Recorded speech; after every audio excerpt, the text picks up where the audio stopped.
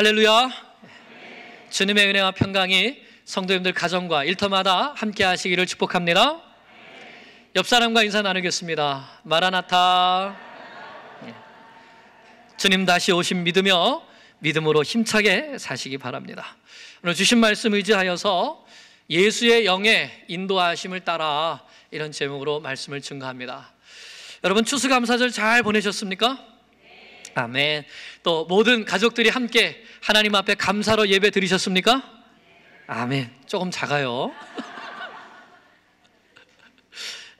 네. 탈무드에 보면 혀에게 감사를 가르치기 전에 아무 말도 가르치지 말라 이런 말이 있답니다. 우리의 혀에서 가장 먼저 나와야 될 것, 언제나 있어야 될 것, 바로 하나님께 대한 감사이죠. 그래서 데살로니가전서 5장 17절에 이렇게 말씀하죠. 범사에 감사하라. 이것이 그리스도 예수 안에서 너희를 향하신 하나님의 뜻이니라. 우리를 향하신 하나님의 뜻은 범사에 감사입니다. 범사에 감사. 2019년 마지막 달을 맞이하는 오늘도 우리가 드릴 것은 감사밖에 없습니다. 올해 일어났던 모든 일들에 대해서 감사하시기 바랍니다.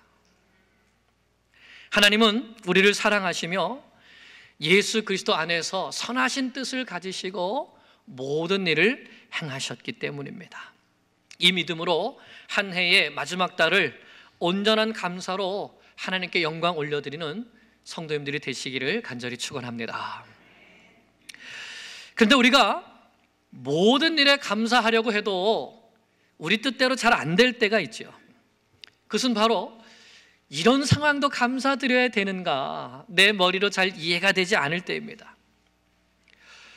올해는 그 어느 때보다도 내가 하나님을 더 열심히 섬기려고 했는데 이것도 막히고 저것도 막히고 오히려 마음속에는 시험이 들었을 때 우리는 감사하기가 힘이 듭니다. 또는 육체적으로도 질병이 심해지고 가정이 더 어렵고 또 무거운 문제들을 만나게 되었을 때 감사하기가 힘듭니다. 한마디로 내 뜻대로 잘 되어지지 않을 때 감사하기가 힘듭니다. 하나님을 사랑하고 이웃을 사랑하며 열심히 섬기고 베풀고 희생하며 살고 싶었는데 그렇게 하지 못할 여러 가지 이유들을 만나게 되었을 때 감사하기 힘듭니다. 그리고 묻지요.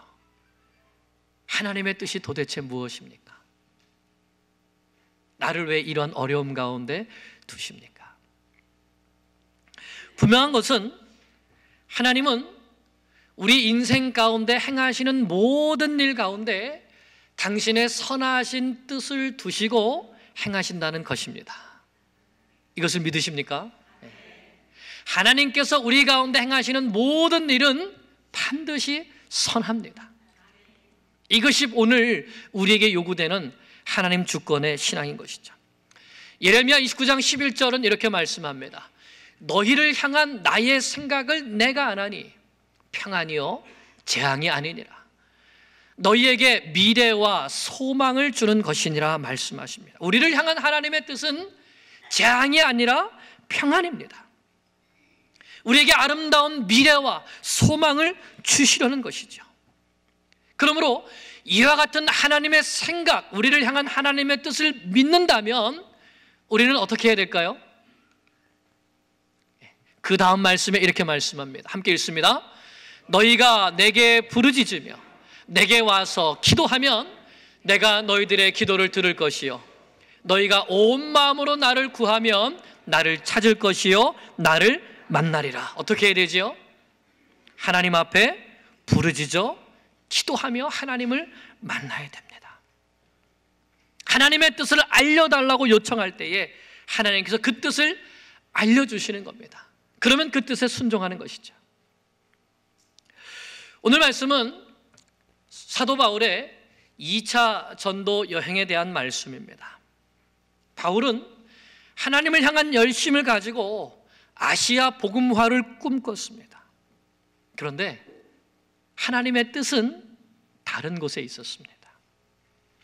바울이 어떻게 하나님의 뜻을 찾아가는가를 보면서 우리도 하나님의 뜻에 순종하며 하나님을 기쁘시게 하는 믿음으로 살아가는 주의 자녀가 될 수 있기를 간절히 축원합니다. 율법이냐 복음이냐, 이 다툼이 예루살렘 회의로 인해서 일단락되었습니다. 이방인 중에서 하나님께 돌아오는 자들에게는 율법의 멍에를 매게 하지 말자, 이것이 예루살렘 회의의 결정이었습니다. 그 후에 안디옥 교회는 더욱 든든히 세워져 가게 됩니다. 15장 35절을 보면 바울과 바나바는 안디옥에서 유하며 수다한 다른 사람들과 함께 주의 말씀을 가르치며 전파했다고 말합니다. 예루살렘 회의의 결정을 가지고 와서 이제 율법으로부터 자유함을 선포하고 또 안디옥에 계속 머물면서 수다한 다른 사람들과 함께 주의 말씀을 가르치며 전파하였다. 제가 왜 함께에 강조를 해놨을까요? 이제는 안디옥 교회에 바울과 바나바뿐만 아니라 하나님의 말씀을 가르치며 전파하는 바울과 바나바의 동력자들, 제자 삼는 제자들이 많이 생겨나게 된 것이죠. 하나님의 교회는 이렇게 하여서 더욱 든든하게 세워져 가는 것입니다. 그 후에 바울이 바나바에게 주의 말씀을 전한 각 성으로 다시 가서 형제들이 어떻게 지내고 있는지 방문하자, 이런 제안을 합니다. 이렇게 해서 2차 전도 여행이 시작되게 됩니다. 2차 전도 여행은 1차 때와는 다른 목적으로 출발하게 된 것이죠. 1차 전도 여행 때 개척한 교회들을 다시 방문하고 그 교회들이 든든하게 세워져 가는가 신방하는 이런 목회적인 차원에서 출발하게 된 것입니다. 안디옥에 있었던 유대 율법주의자들의 할례 주장의 여파가 인근의 여러 교회들에게도 많이 영향을 미쳤었습니다. 여전히 그 불씨가 남아있을 수 있기 때문에 사도 바울은 과연 교회들이 진리의 말씀 위에 굳게 세워져 가고 있는가, 얼마만큼 이 율법주의의 악 영향을 잘 극복하면서 나가고 있는가, 이것을 확인하고 싶었던 것이죠.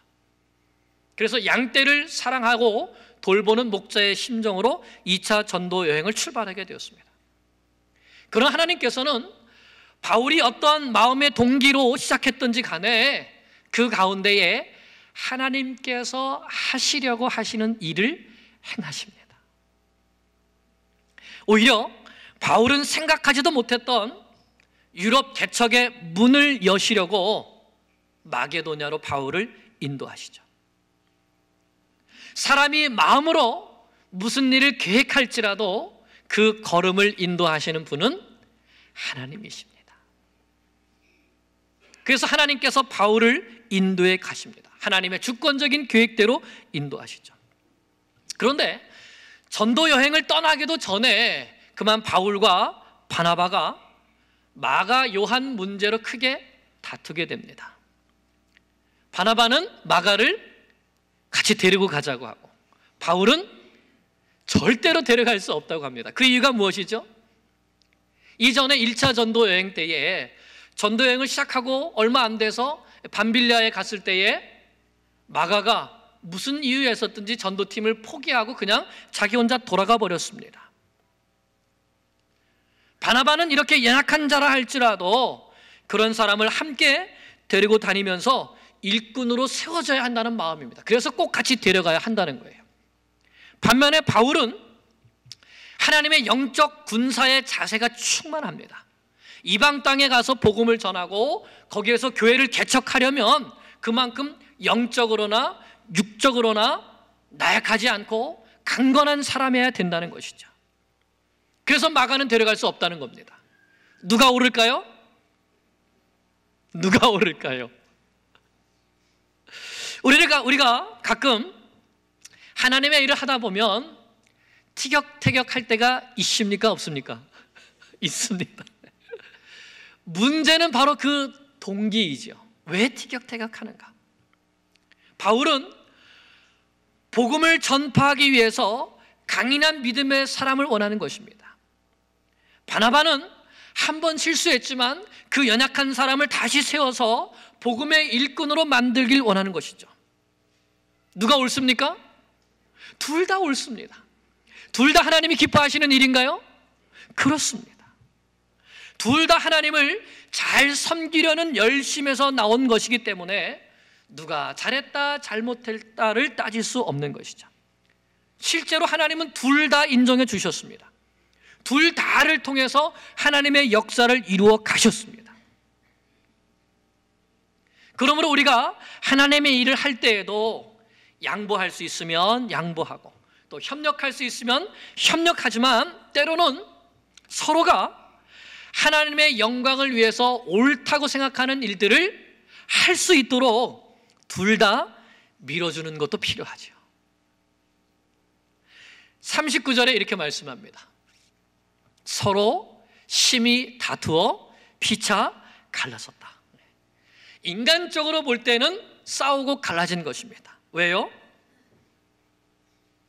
본인들이 생각하는 하나님의 뜻을 이루기 위하여서. 그러나 하나님께서는 이 둘 모두를 사용하십니다. 바나바는 마가를 데리고 배를 타고 자기 고향인 구브로로 내려갔습니다. 그리고 그 후에 바나바에 대한 이야기는 사도행전에 더 이상 나오지 않습니다. 그 이후에 성경에 보면 오히려 누구의 얘기가 나오죠? 마가에 대한 이야기가 곳곳에 나옵니다. 바울이 같이 갈 수 없다고 버렸던 그 마가, 하지만 그 마가가 나중에 믿음의 사람이 되어서 베드로에게 영적인 아들과 같이 됩니다. 베드로전서 5장 13절을 봅니다. 택하심을 받은 바벨론에 있는 교회가 너희에게 문안하고 내 아들 마가도 그리하느니라. 베드로가 마가를 부를 때 내 아들 마가라고 불렀습니다.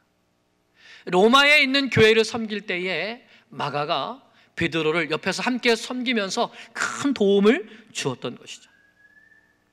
뿐만 아니라 디모데후서 4장 11절에 보면 바울이 디모데에게 내가 올 때에 마가를 데리고 오라. 그가 나의 일에 유익하니라 이렇게 말합니다. 처음에는 도저히 함께 갈 수 없는 사람이다 이렇게 했지만 바나바가 함께 하면서 세워주었을 때 나중에는 사도 바울에게도 꼭 필요한 사람, 유익한 사람 마가가 된 것입니다. 뿐만 아니라 마가는 온 교회에 유익한 사람이 되었죠. 바로 이 마가가 마가복음을 기록함을 통하여서 온 교회에게 우리가 믿는 예수 그리스도가 어떤 분이신가를 증거하는 믿음의 일꾼이 되었습니다. 하나님께서 부르신 사람 가운데 쓸모없는 사람은 없습니다. 때로는 나와 의견이 달라도, 때로는 실수해도 내가 하나님 안에서 그 사람을 품어주고 그를 위해서 기도해주고 그 사람이 성장할 수 있도록 도와주면 하나님께서 그 가운데 함께 하셔서 그 사람이 변화될 수 있도록 역사해 주시는 것입니다. 그러므로 교회에는 바울과 같이 하나님의 나라라는 이 목표를 위하여서 직진하는 바울과 같은 사람도 필요하지만 두리번 어디 누가 처진 사람이 없는가, 약한 사람이 없는가 돌아보면서 그 사람과 함께 팔짱을 껴주고 함께 세워주는 바나바와 같은 사람도 필요한 것이죠. 우리 가운데 연약한 한 사람을 품고 세워주는 바나바와 같은 섬김이 있기를 축복합니다. 기도합니다. 이제 바울은 실라와 함께 2차 전도 여행을 떠나게 됩니다. 안디옥 교회는 1차 여행 때와 마찬가지로 주의 은혜에 바울 일행을 부탁하며 파송하죠. 이번에는 배를 타지 않고 지도에 보시는 대로 이제 육로를 통해서 먼저 고향인 다소에 들렸다가 길리기아 지방을 지나게 됩니다.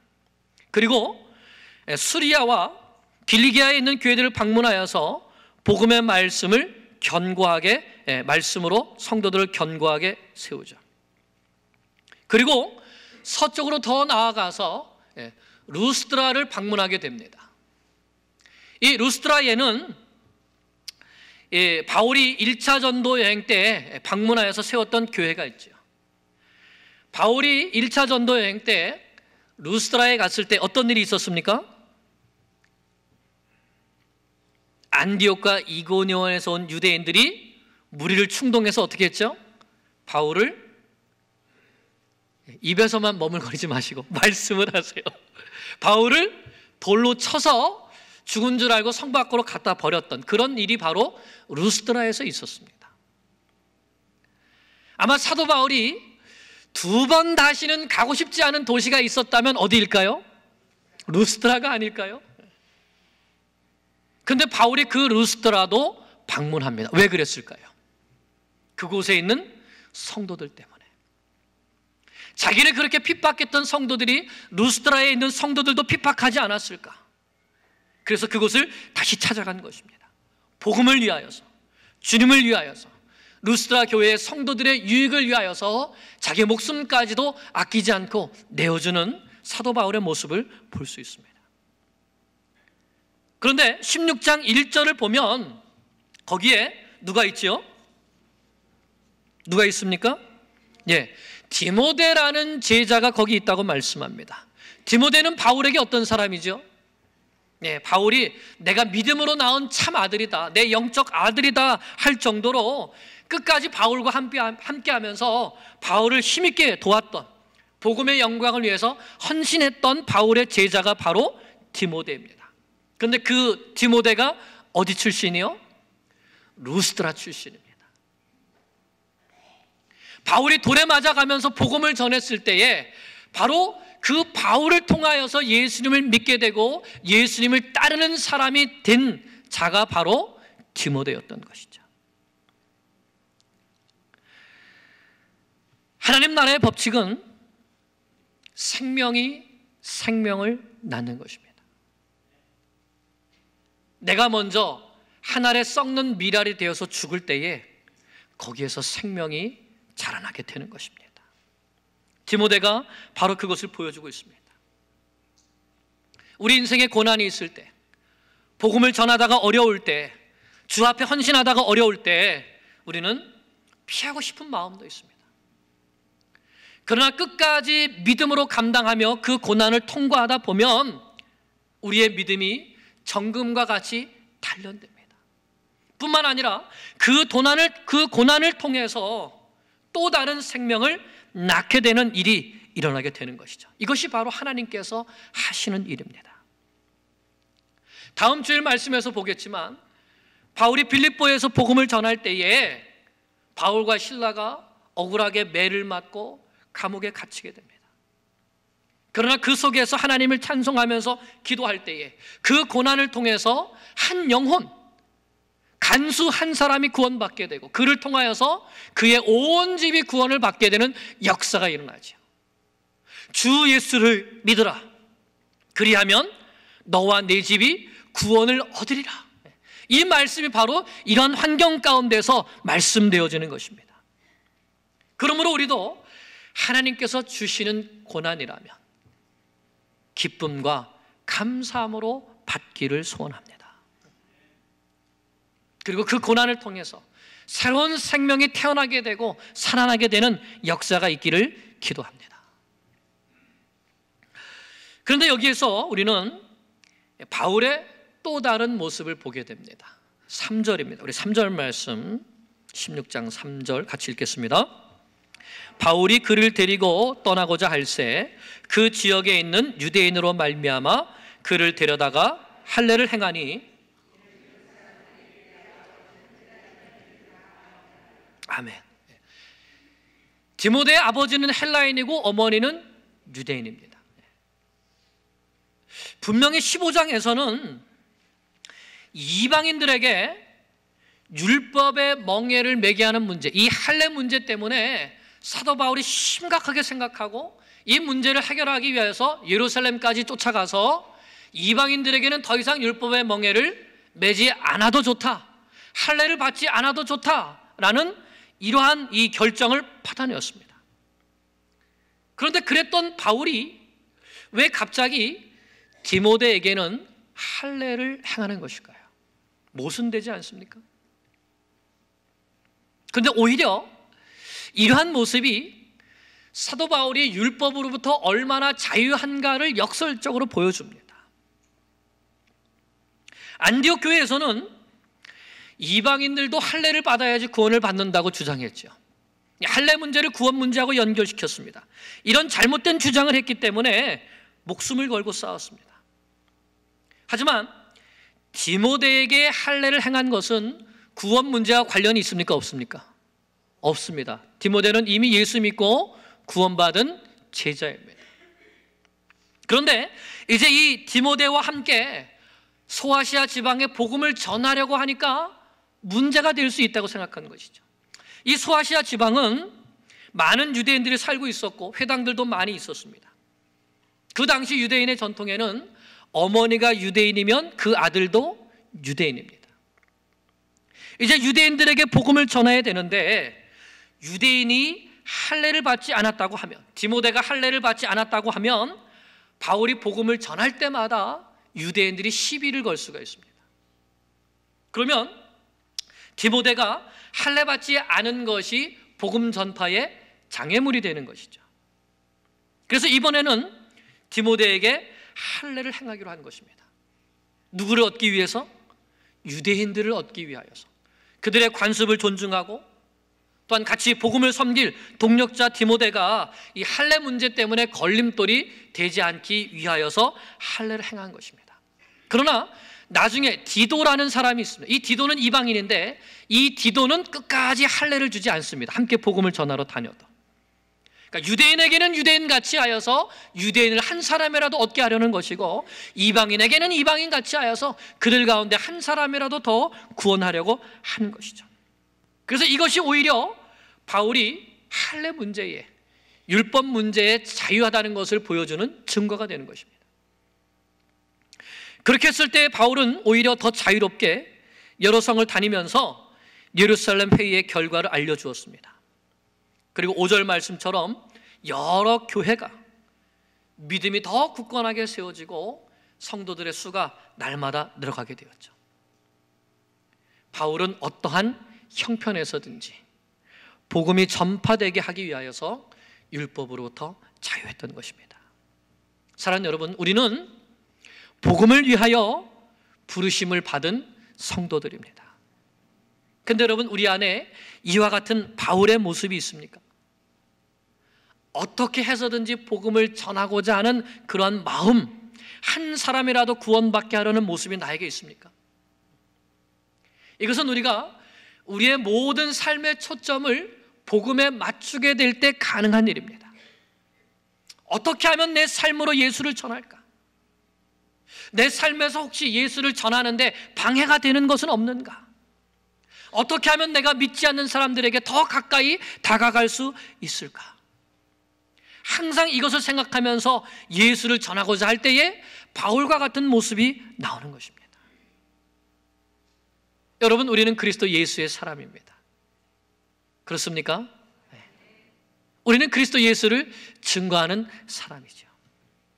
그러면 우리는 시간을 내어서 예수님을 증거해야 됩니다. 전파해야 됩니다. 우리 목요전도팀 감사하죠. 가능하면 목요일에 함께 오셔서 시간이 있으시면 함께 전도하시고, 그 시간이 안 되면 전도지 한 장이라도 가지고 가셔서 나눠주면서 복음의 증인이 되십시오. 이 전도지 한 장의 가치가 얼마나 될까요? 과연 사람들이 이것을 읽을까요? 우리 교회 권사님이 어느 교회 임직식에 참석했다가 어떤 분을 만났습니다. 그분 시아버지가 평생을 예수를 안 믿으셨는데 돌아가시기 한 달 전에 예수를 믿게 되었어요. 그래서 예수님 영접하시고 천국 가셔서 기뻐하시면서 한 가지 고마움을 우리에게 전했는데, 시아버지가 돌아가시고 유품을 정리하는데 그 유품 가운데 전도지 한 10여 장이 나오더라는 거예요. 그 전도지를 봤더니 뉴욕교회 도장이 찍혀 있어요. 시아버지가 우리 교회 근처에 사셨기 때문에 지나가시면서 우리 이 전도팀이 나눠준 전도지 한 장 한 장을 버리지 않고 그것을 가지고 계셨던 거예요. 그 전도지 한 장이 그분의 마음을 움직이고, 그래서 끝내는 예수 믿고 하나님께 가게 하셨다고.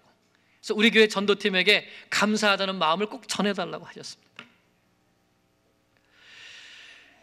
하나님은 무엇을 통해서든지 하나님의 일을 행하십니다. 문제는 내가 그 하나님의 일에 쓰임받고자 하는 마음이 있냐 하는 것이죠. 무엇이든지 믿음으로 하면 하나님께서 역사하십니다. 바울 일행은 이렇게 열정을 가지고 복음의 증인으로서의 사명을 감당하려고 했습니다. 그런데 6절을 보면 이상한 말씀이 나옵니다. 6절 말씀 같이 읽어볼까요? 6절 상반절 같이 읽습니다.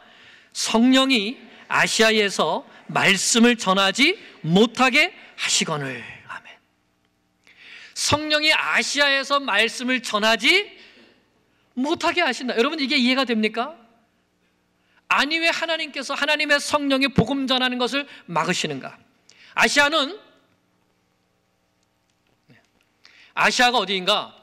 여기 보면 에베소, 또 나중에 골로새, 빌라델비아 뭐 이런 곳들이 있는 교회들이 세워지는 곳이 바로 이 아시아 주위입니다.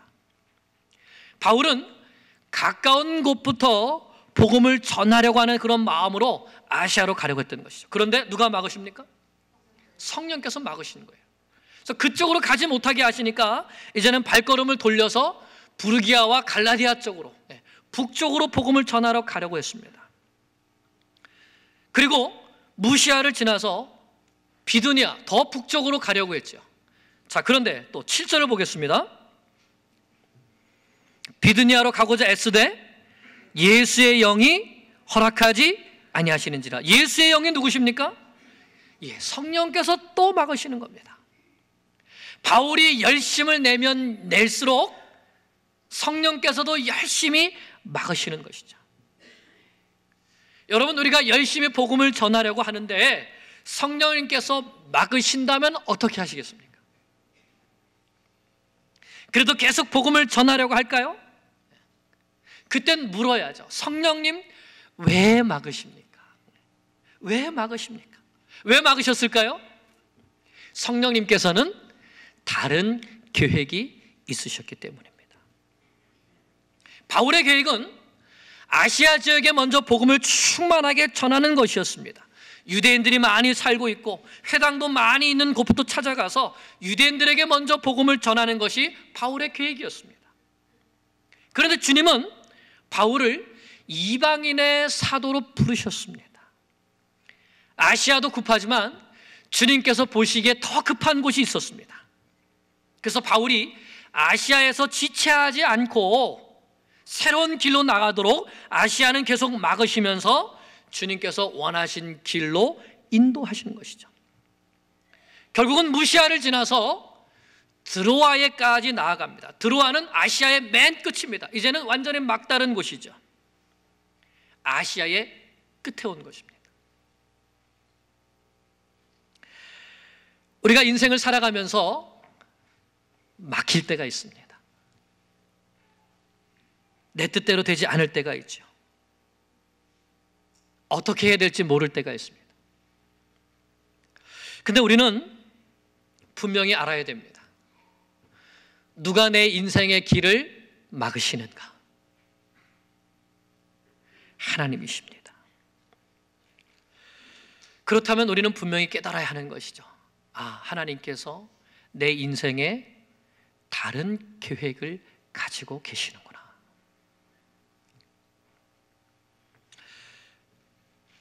내가 이리 몰리고 또 저리 몰려서 코너로 몰려가는 것 같지만 아시아도 안 되고 부르기아, 갈라디아, 비두니아도 안 되고 점점 이렇게 몰려서 맨 끝에 드로아에 가 있지만 사실은 하나님께서 바울의 길을 인도하고 계셨던 것이죠.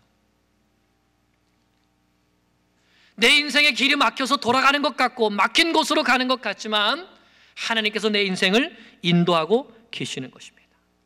하나님은 바울의 마음을 잘 아십니다. 바울의 계획도 잘 아시지요. 그러나 바울의 계획보다 하나님의 계획이 더 좋습니다. 그러면 우리 인생이 막힐 때 우리는 어떻게 될까요? 하나님 앞에 감사하며 기도해야 합니다. 하나님, 제 인생에 더 좋은 길을, 계획을 가지고 계시는군요. 감사합니다. 하나님, 그 계획을 알려주세요. 하나님, 제가 가야 할 길을 보여주세요. 내 계획보다 하나님의 계획이 베스트인 것을 믿습니다. 같이 한번 해볼까요? 내 계획보다 하나님의 계획이 베스트이신 것을 믿습니다. 이렇게 믿고 기도하면 바로 그 믿음 가운데 하나님께서 역사하십니다. 사실 아마 바울이 지금 많이 낙심해 있지 않을까요? 여기도 막히고 저기도 막히고, 그래서 결국은 맨 끝에 코너에 몰려 있습니다. 성령께서 자기를 자꾸만 코너로 몰고 가시죠. 나는 열정을 가지고 열심히 하려고 하는데 자꾸만 무언가 막히게 되면 우리는 절망하기 쉽습니다. 그러나 바로 그 막힐 때가, 코너에 몰렸을 때가 바로 하나님께서 주시는 꿈, 하나님의 계획, 하나님의 환상, 하나님의 비전을 볼 때인 것이죠. 바로 그곳에서 바울은 자기가 미처 생각하지도 못했던 하나님의 더 큰 계획과 하나님의 더 큰 비전을 볼 수 있게 되었습니다. 하나님의 뜻은 아시아를 넘어서 마게도냐를 발판 삼아 온 유럽에 복음을 전파하는 것입니다. 로마에까지 복음이 이르게 하고 그 복음이 땅끝까지 이루게 하시는 것이죠. 나의 계획이 가로막힐 때 바울은 절망하지 않고 기도했습니다. 하나님께서는 그때 환상을 보여주셨습니다. 마게도냐 사람 하나가 서서 마게도냐로 건너와서 우리를 도우라 하는 요청을 합니다. 마게도냐는 유럽 땅입니다. 아시아보다는 그 당시에 유럽 땅이 더 풍요로웠습니다. 헬라 문명이 마음껏 꼽힌 곳이 바로 그곳이죠. 그런데 그곳 사람이 바울에게 도움을 요청하고 있습니다. 이리로 건너와서 우리를 좀 도와달라. 풍요롭고 잘 살아 보이는 사람들 같아도 그들에게도 복음이 필요하기 때문이었습니다. 환상을 본 바울은 곧바로 마게도냐로 떠나기를 힘씁니다. 이것이 하나님의 뜻이라는 것을 인정한 것입니다. 이것이 바로 하나님의 종, 그리스도의 사람의 모습이죠. 우리가 무슨 일을 할 때에 처음 계획을 세우고 이 계획을 잘 진행해 나가다가 중간에 계획을 바꾼다는 것이 사실은 쉽지 않습니다. 바울이 2차 전도여행을 떠날 때 기도도 많이 하고 분명한 목표와 계획을 가지고 떠났을 것입니다. 그런데 그 계획대로 되지 않았습니다. 하나님께서 다른 계획을 가지고 계셨기 때문이죠. 그래서 바울은 자기 계획을 버리고 하나님의 뜻을 따랐습니다. 자기 계획을 버리고 하나님의 뜻을 따랐습니다. 하나님께서는 오늘 우리도 이와 같이 하나님의 뜻에 순종하는 사람들이 되기를 원하십니다. 나의 생각, 내 계획, 이것을 주장하게 될 때에 우리는 고집장애가 되기 쉽습니다. 다른 사람을 인정하지 못하고 더더욱 하나님은 인정하지 못하죠. 이런 고집쟁이는 하나님 앞에 쓰임받지 못합니다. 마치 이스라엘의 초대왕인 사울왕이 자기 고집을 부릴 때 오히려 하나님 앞에 버림받게 된 것처럼 말입니다. 그러므로 우리는 나의 뜻보다 하나님의 뜻을 이루어 드리는 사람이 되어야 됩니다. 내 계획이 막힌다면, 내 길이 막힌다면 겸손히 무릎 꿇고 하나님의 계획을 물어봐야 하는 것이죠. 벌써 올 한 해가 다 지나가고 있습니다. 여러분, 올 한 해 세웠던 나의 계획이 잘 이루어지고 있습니까? 여러분의 인생의 계획은 어떻습니까? 잘 이루어지고 있습니까? 하나님은 때로 우리 인생의 계획을 막으십니다. 안 풀리게 하십니다. 답답하게 하십니다. 왜 그러시죠? 다른 계획이 있으시기 때문입니다. 내 생각과 내 계획, 욕심이 내 마음에 꽉 차 있으면 하나님께 묻지 않습니다. 하나님의 뜻을 알 수가 없지요. 그러나 순수하게 모든 나의 생각과 계획을 내려놓고 하나님의 뜻을 알고자 순종하고자 하는 마음이 있을 때에 하나님께서는 성령을 통하여서 인도해 주십니다. 어떻게 인도해 주실까요? 이사야서 55장 8절 9절입니다. 이는 내 생각이 너희 생각과 다르며 내 길은 너희의 길과 다름이니라. 여호와의 말씀이니라. 이는 하늘이 땅보다 높음같이 내 길은 너희의 길보다 높으며 내 생각은 너희의 생각보다 높음이니라. 그러므로 어떻게 됩니까? 하나님의 뜻을 따라가려면, 하나님의 길을 따라가려면, 하나님의 생각을 따라가려면 어떻게 되죠? 하나님께 물어야죠. 그것이 무엇입니까? 기도입니다. 성령님은 우리의 길을 어떻게 인도하시는가? 기록된 말씀과 기도로 인도하십니다. 바울처럼 환상으로 보여줄 수도 있지만 우리에게 주신 이 분명한 하나님의 말씀을 통해서, 기도를 통해서 우리의 길을 인도해 주십니다. 가장 좋은 길로 인도해 주십니다. 사랑하는 여러분, 한 해의 끝에 더 기도하시기 바랍니다. 막힐 때, 답답할 때, 안 될 때 절망하지 말고, 기도하라는 사인이구나, 다른 계획이 있으시다는 사인이구나 믿고 기도함으로 예수의 영의 인도하심에 순종하고 하나님의 복음 역사에 귀하게 쓰임받는 성령의 사람들 되시기를 간절히 축원합니다. 기도드리겠습니다.